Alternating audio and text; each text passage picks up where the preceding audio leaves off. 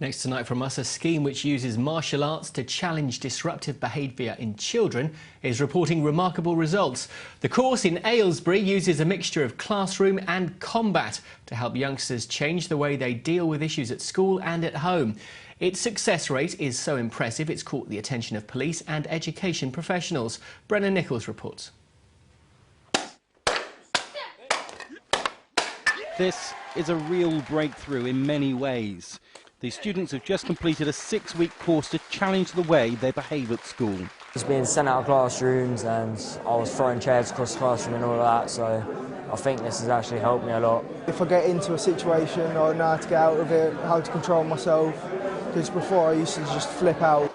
Classrooms became a mix of martial arts and lessons. The pupils were volunteered for the course from 3 Aylesbury schools, including an academy and a pupil referral unit. You may have some that have been bullies, but you may have a lot in there that have been bullied, and that affects their schoolwork as well.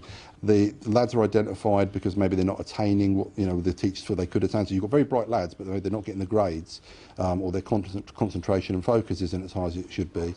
Getting to this point has been a long battle for Neil Axe. 18 years ago, his sister Sue committed suicide, unable to cope with the emotional scars of having been stabbed by an infatuated lodger. Sue was a victim of a male that had a twisted outlook on life. And what I don't want to do is see lads who become disenfranchised, years down the line, take that to the extreme that he did and force someone in the position that my sister was forced into. This pilot scheme concluded last night with an awards ceremony to mark the students' efforts.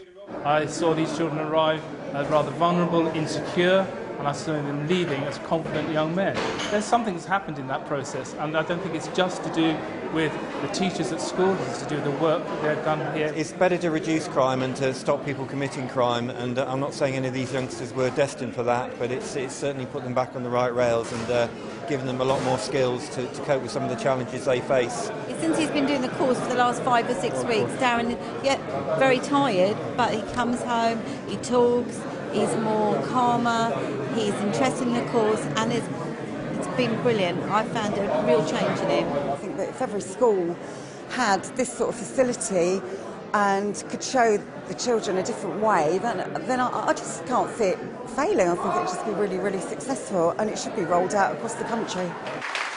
It may seem like an initial success, but finding the funding to continue the scheme is still far from guaranteed.